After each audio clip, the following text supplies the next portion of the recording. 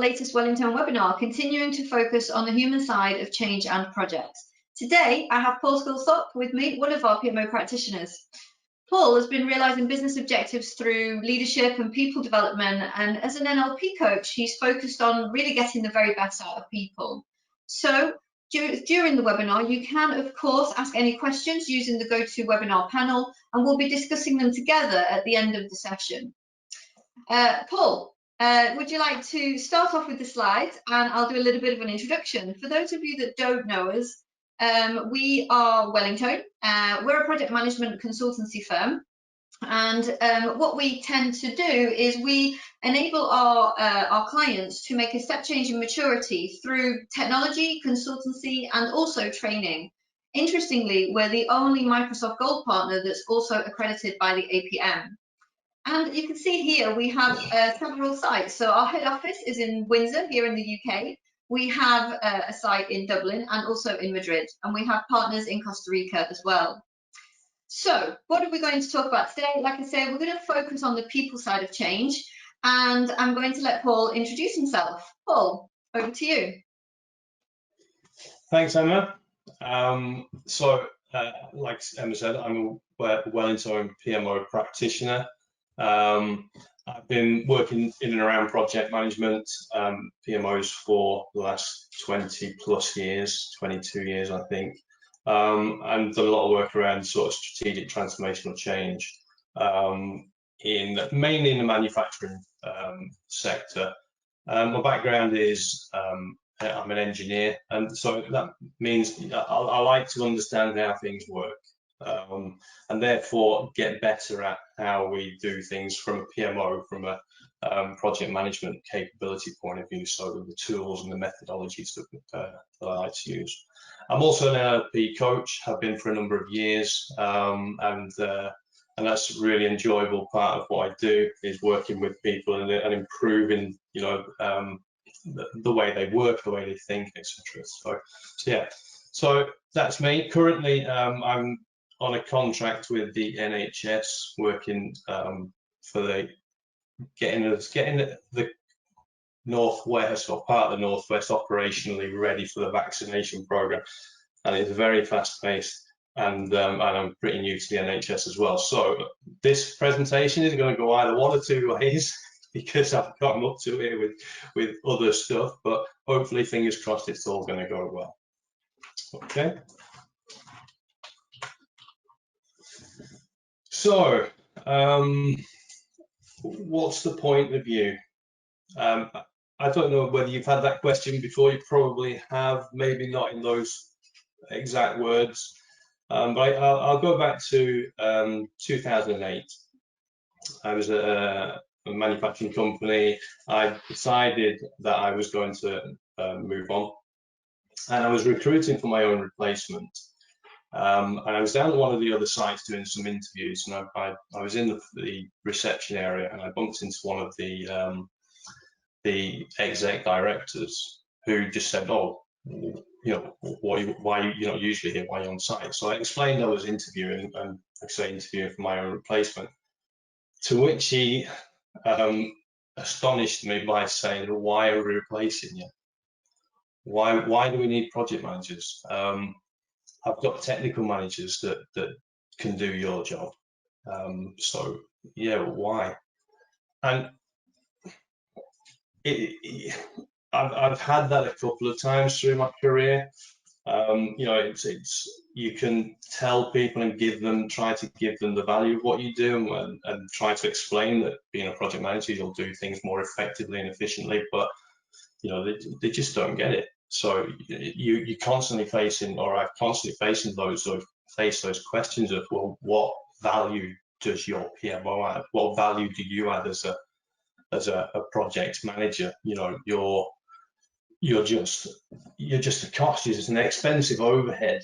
I had another ops director, you know, say to me that I'd rather have an engineer, because engineers do other stuff that I can see, and also they can manage projects. So why have you guys? You're just progress chasers. That's all you do.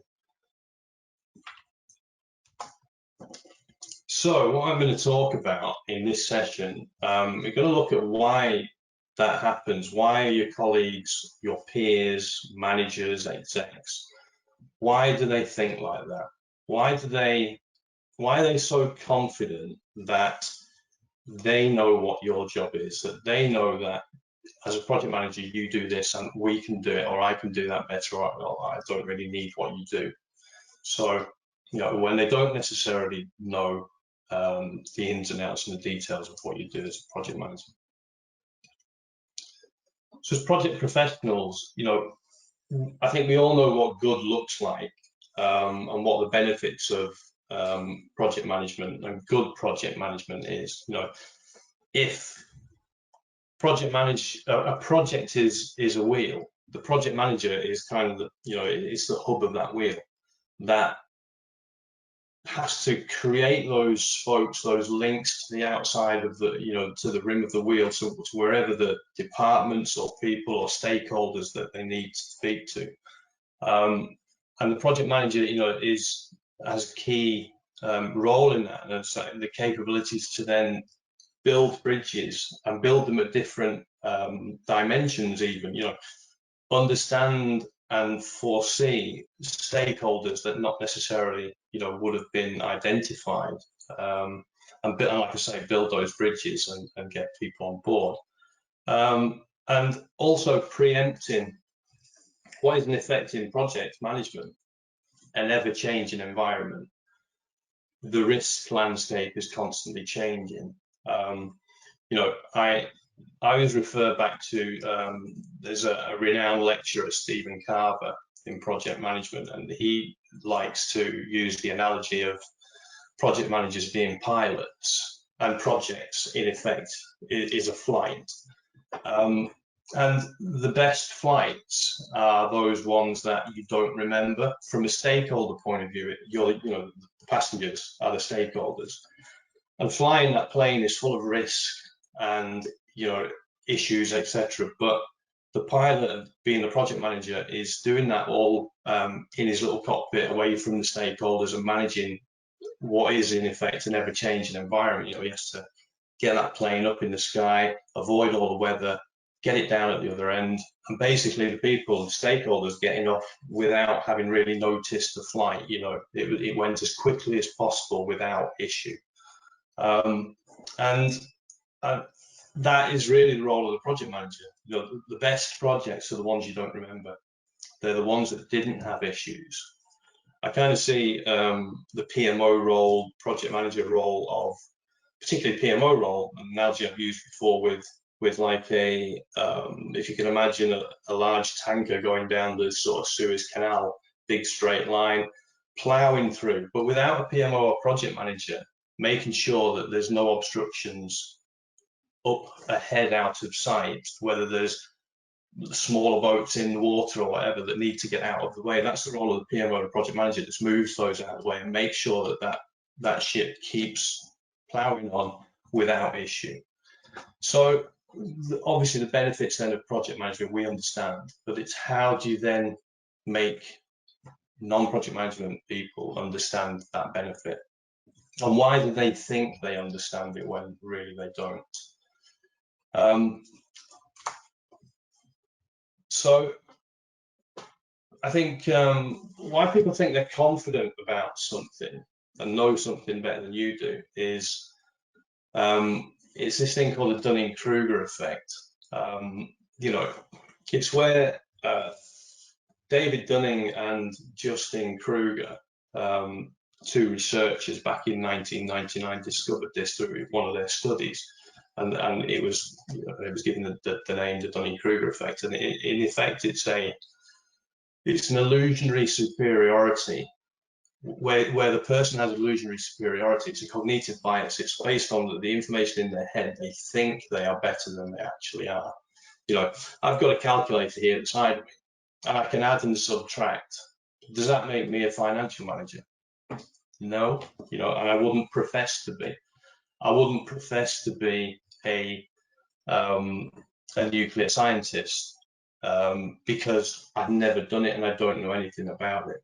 So, but then other things such as driving my car, I can do that, and probably a lot of people tend to think they're pretty good at driving cars, and when they're not particularly, some people not particularly that good, and so therefore we tend to judge ourselves better than others in everyday tasks and things that that we do, such as driving, for instance. And when you don't know enough about a subject, what that means is you're not capable to understand actually how good or bad you are. And the reason for that is you don't know what you don't know. And people naturally therefore rate themselves because they don't know what they don't know. They think they know it all, in effect. They tend to rate themselves better than most in a lot of different things. And interestingly, the people with the least ability are the most likely to rate themselves to the greatest extent. And if you think of that in terms of project management, people fall into project management or have done, historically. It's a role where it's not been a role where you leave school and become, I want to be a project manager and that's going to be my career. It tends to be a role where you do something else, you start your career as something else, and you fall into it because somebody, your line manager, will ask you to do a project, and you might do a good job at it, and you get asked to do another project, and so on and so forth, and then you'll decide, I quite like this, it's going quite well, I'm pretty good at it. Maybe I'll go and get some more information on how to do it properly. It's a bit like how I fell into it from being an engineer. So then I went and did my Prince 2 training, and then realised, oh, I was doing a good job, but I've got this whole load more of information that's going to make me even better at doing it. But then on the flip side of that, and this is where the execs and sort of managers that you face the problems with who don't understand project management, is generally because they've probably done a project in the past. And therefore, if you've done a project, you're a project manager. Therefore, I know what projects are about. Now, as I've said, a little bit of knowledge can be quite dangerous. And YouTube is actually full of these sorts of people, as you can see from the picture, that people with massive confidence, but really low competence levels. And they make great fail videos and spent many an hour with the kids when there's nothing else on TV, just watching them. The other thing about it is that, so, what's the best part of Britain's Got Talent, for instance? I think it's the auditions. It's everybody's favorite. Why? Because people make fools of themselves, and it's not that they, probably some people just go up just for the crack, really. But if you think of it from the Dunningkruger Effect, that they don't know what they don't know, they don't have the knowledge or skill in whatever they're doing to be able to make those decisions. I'm not doing this very well, and what that leads to is people in that position make mistakes and take poor decisions, and that's because the gaps in their knowledge really prevents them from seeing those problems and catching the errors, before they actually happen. They just can't see where they're going wrong, and it's like the people doing the auditions. It's really amusing, but they some of them think they're absolutely fantastic. In project terms, I think what that leads to, if you have a non-trained project manager, somebody like I've just mentioned, who's been given something to do and they're running this project, how that tends to work is that you end up in a firefighting environment where you're constantly facing one problem after another, and tackling that issue, and then moving on to the next one, and the reason being that they're not foreseeing what's coming. So when I said like the analogy before with the ship going down the Suez Canal, it's seeing what's going to be coming up ahead over the horizon, and they've not necessarily got the experience or skills to be able to do that. I once worked on a project, probably going back 15, 16 years ago. I was transferring a large, quite long, complex manufacturing line from one of our sites in Wales to one of the sites in the northwest.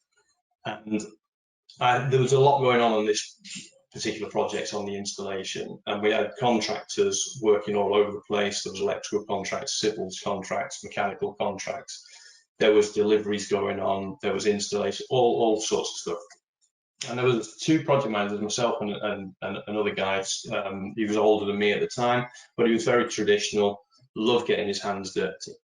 And this particular story, this particular day was that one of the packaging lines that we were getting up and running was having a problem. And there was a number of engineers around it, and they're trying to get it working. The tools are out, and this guy, the project manager, sort of leaning in over the guys, having a look. And before long, he sort of elbowed his way through to the front where the issue was, and sort of his hand went onto the spanner, and before long he was actually the guy holding the spanner, and everybody else was stood back watching him do the work. Not good as a project manager. As a project manager, you need to have that wider view, that umbrella view, and be able to see what's going on the horizon and in the environment. So therefore, make sure that, you know, I can see that I've got some deliveries coming, so I need to focus on that as well. I've got contractors over there doing things they shouldn't, etc., etc. If you've got your head in the machine, it's not really working very well. So a good an example of poor project management in effect. So to explain the Dunning-Kruger effect a little bit more, the graph, this is the graph that you can see on the left-hand side. You have confidence, so starting at sort of zero confidence up to high confidence, and then moving across from left to right, the knowledge and skills. So you start in the ignorance, then as your experience, your knowledge and skills increase, you go into wisdom, and then you're an expert in effect. And the journey you take on your correlation between your knowledge and skills and your confidence then tracks along that orange line. So the first thing, and this is interesting, and this is where the guys that you're facing that say, I don't know what you do, I don't know the value you add, because they have a little bit of knowledge about project management. So they're proudly sat on top of Mount Stupid. And they don't know what they don't know. So the next bit of falling into the valley of despair is when you start then to understand a little bit more about the subject.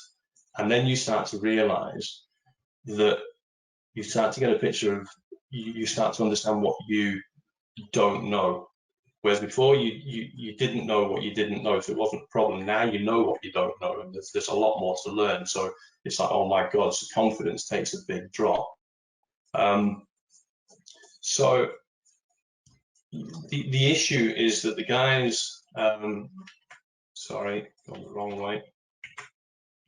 The guys sat at the top of Mount Stupid are making decisions. These send, you know, what I've come across in the examples I've given is exec team members of C-suite guys that just don't get project management, but unfortunately they're making decisions about PMOs, about project managers, you know, and in this environment that we're in with the COVID response, businesses have all been about saving money and doing things more efficiently. And so one of the first things that they do is, where can we cut? Where can we cut costs? Where can we make savings? Project management, they don't add value. The PMOs are not adding value. Get rid of them. And that's sort of, that happened. That happened to me. I can say that is happening. If you look on LinkedIn and the amount of project professionals looking for roles, that has absolutely happened. But in this time of massive transformational change, where you know businesses are having to adapt quickly, doesn't it make more sense to have a project professional that is delivering change for a living? Isn't that exactly the people that you need around you to help you do that task? So, so as I said, you're in the valley of despair, and then moving out of that as you get more experience, then you start to head back up the slope of enlightenment and enlightenment, and then with the expertise, you sat quite proudly on the plateau of sustainability. You're highly confident. You have a lot of expertise in what you do, and pretty much cover any sort of issue.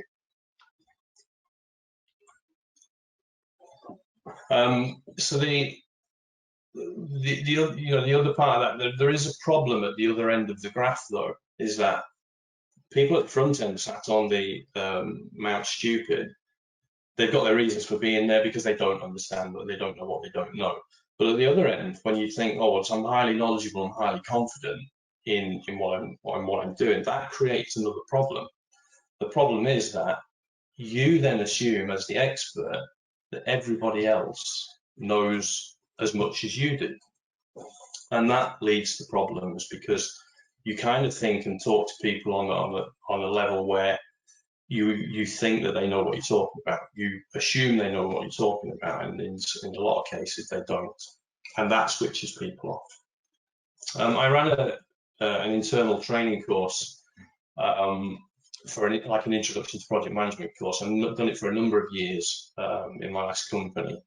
Trained something in the region of 270 people or so, and it never. I suffered from it as well because I was teaching basic stuff that I've been doing for years and years, and I'm kind of thinking that other people must know what them. So I'm teaching people to suck eggs on here, and I'll give you an example of, say, an Ishikawa or a fish bone cause and effect analysis. Same thing. For me, a very simple problem-solving tool that I've been using for a long time. And I was always astounded that people had never heard of it or never used it. But again, I'm falling into that position of I'm at the other end of the graph expecting everybody to know what I'm talking about. And in reality, they don't.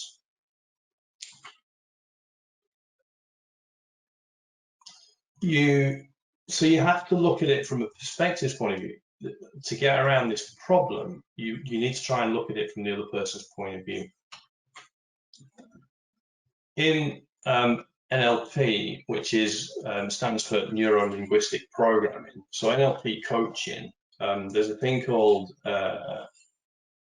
Perceptual Positions, which I'll go on to in a second. But basically, NLP theory basically says, or takes the approach of, everybody has a different map of the world. So if you had two people in the same environment and something happens, you would expect them to see the same thing and react to it the same, but they don't, because you have two people, one necessarily looking at the issue from this point, or the whatever's just happened from this point of view, and the other person's looking from this point of view. So straight away there's a difference.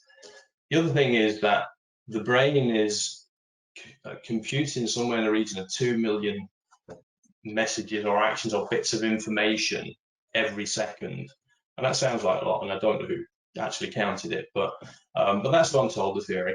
2 million bits of information is going on in your head at any second. Now, what that has to do is to filter through or travel through a number of filters, and they're based on your values. So as a child, you have values brought into you by your family, etc. You then have got your beliefs, your deep-seated beliefs, and any decisions and memories that you've had in the past all affect that information that's coming in to you through your senses. And that, an example would be that if you had somebody running, or somebody that's worked on projects, maybe not project manager, but worked on projects, and they'd all been really bad. It had been a really bad experience, as opposed to somebody who's been working on projects that have all been really good experiences. If you then ask the two people, I'm going to put you on this project, they're going to have different views and different, they're going to react differently. they're getting the same information, I want you to be on this project, but because of their experiences and memories and values and beliefs, then what that does is it affects their physiological state and ultimately their behavior. So I had an issue a few years ago where my PMO and my sort of project framework that we were using was put into question by the CTO. He was a new guy to the business. He didn't understand what we were doing, and I then had to go and explain to the CTO what what I was doing, what it was about, what my department were doing. And and from my point of view, everything's great. We have a brilliant framework in place and a great team, and we're delivering. And I went and told that story to him, and it didn't go very well at all. 2 hours in his office of trying to explain to him all the good stuff that I do, and he just didn't get it. He didn't want to get it, and had preconceived ideas in his mind that I wasn't going to give him the right answers, and he wasn't really interested in what I was saying.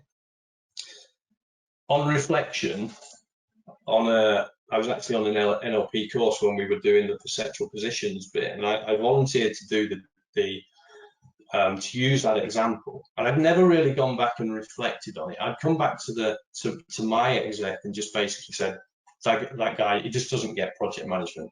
On reflecting on that, that wasn't really the right thing to say, because I wasn't looking at it from his position.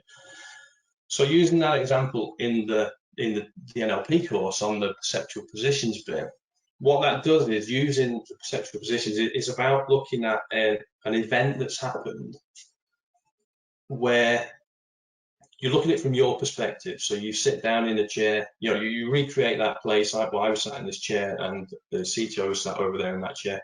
So you sit in that chair and you work through in your head that conversation that you had, and you're looking at in your mind, you're recreating that space, and you're imagining the look on the other guy. You're saying what was wearing, what was the expression on his face, etc. And then what you do is you reverse that. You put yourself in the other chair, and you physically move to another chair. You sort of set it up, and you look back at yourself, and you work through the same conversation again, but with the other person's from the other person's perspective. And then what that does is it gives you the ability to then sort of look at how you are, how you physically behave, how your body language, and the actual communication that you've said. And then you take a third position, which is a sort of fly in the wall position, an observer, where you're then looking at the two people having a conversation and looking at how they're reacting to each other and the body language, etc. Having done that example, having done that sort of process, I had a penny drop moment on what that issue was. And I'll come on to that.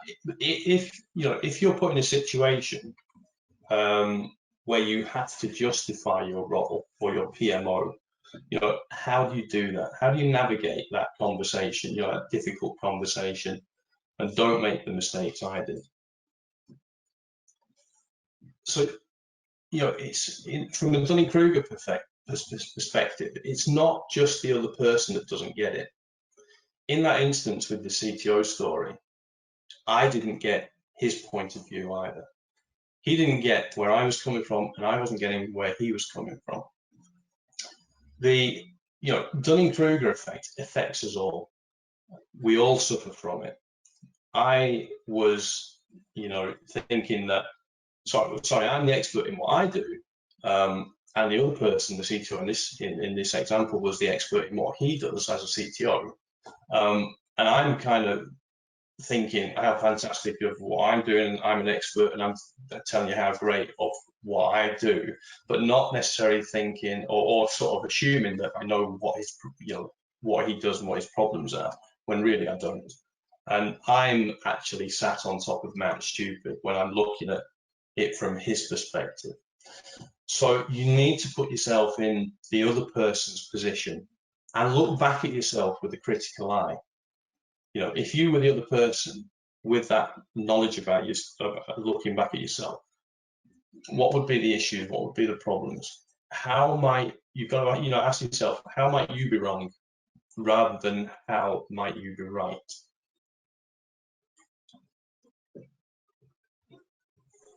So seeing it through other person's eyes is, you know, it's what are they not getting about you? What are their drivers? What, you know, that particular story was, I'd gone into this with this is how fantastic my operation is, and we do all this amazing stuff, and look at that, you know, and he wasn't interested. He recently joined the company. There were particular issues with maybe some of the, you know, some of the products, some of the projects that had some big problems, and he had particular problems or particular pain points where we were getting reliability issues, for instance, where it was costing the business money. So he was interested in cash and the issues. He wasn't interested in project management. So if I'd have gone in with a different view of understanding his position a little bit more and preempted that, I could have then sold my story on not necessarily how great it is and what we can do, but particularly focusing on his issues and focusing on his pain points, and then showing how project management or how my team could then remove those issues or ensure that they don't happen again in the future. So I think tailoring that message, I would have done, on reflection, I would have done it completely differently. So kind of in summary, overcoming the Dunning-Kruger effect when you're sitting on top of Mount Stupid. This slide is really written from the person who is sat on top of Mount Stupid. So you would personally have to build awareness in the particular subject. You know, when you don't know, when you only know a little, you need to go and learn more. You need to go and fact find and see what's out there. Ask somebody who's done that role before or done that particular task or subject before. And then also think of the consequences of failure. Think of where things can go wrong and what the issues I can potentially face. And ask for feedback. You know, if you in effect, you think you know, but you don't. So ask for feedback and get opinions of other people. And of course, finally, be humble. You know, everybody, like I said, has a different map of the world and a different view. So go back to basics. The key to facilitate the other person's awareness in project management is go back to basics, view it from their point of view, and look at it from somebody else's eyes and tell the story in their language rather than your own project management speak. Where are their issues? How can I resolve them? And that's it. So I hope that's helped. Like I say, over to Emma. Thanks, Paul. That was amazing. Really interesting topic, and something, a topic that I'm very close to as well.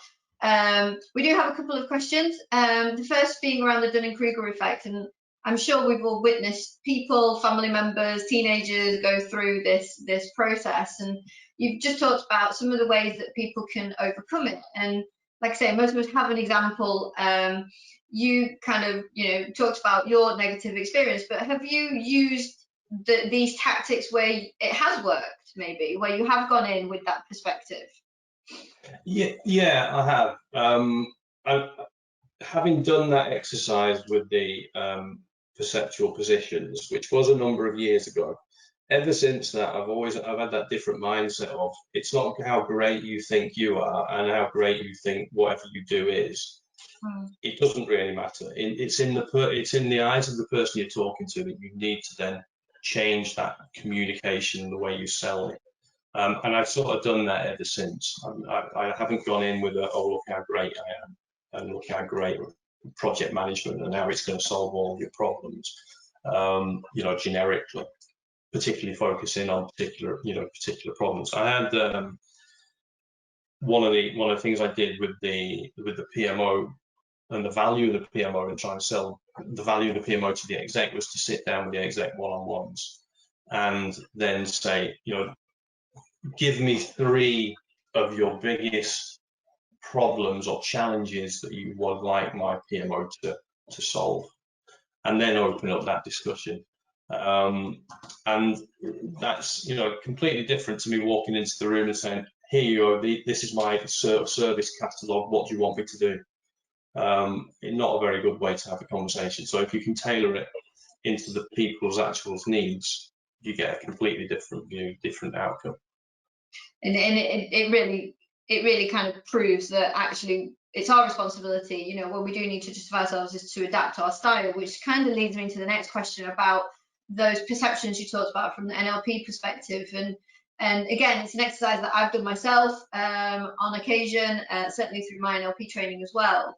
And I find it's actually really useful, and sometimes even give that advice to get people to distance themselves from the situation so that they can see it from that new perspective, that new view. Do you think that, so people on this call might think, oh, that sounds great, but how do I do it? Do you think people can do that exercise on their own and get benefit out of it? Or a portion of it, I guess? Yeah, I think so. Yes, I think it's an easy thing to do. You don't necessarily have to be an NLP coach to do it. It's literally as easy as I said. If you've had a conversation, it's not gone well, then recreate it in your own, well, not just in your own mind, but the way we do it in the coaching is to actually recreate it physically as well, because it gives you more impact and puts you really back in that seat. So I recreate. I had a chair here, the other person was sat over there around the table, sort of angle it the right way, but then put yourself in that zone. And you, first thing you do is, rather than go straight to the conversation that you've had, is just to think about, okay, the environment, what can you hear? You know, close your eyes, what can you hear? What can you smell? What's the environment? Is it warm? Is it cold? What are you wearing? What did you have on that day?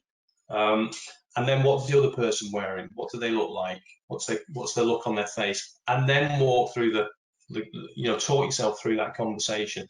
And it shouldn't be a long conversation. It should just be a short, maybe small excerpt of a minute or a couple of minutes of a conversation that didn't go particularly well. Talk yourself through it, focusing on the other person. Focusing on the other person and what they're doing and their reaction to what you're saying, and then just simply put yourself in the other position. Sit down in the other chair, look back at yourself. Right, imagine, what am I looking at? You're looking at yourself. What was you wearing? What was your facial expression? You know, are you all smug and thinking you're great and got a fantastic thing to sell?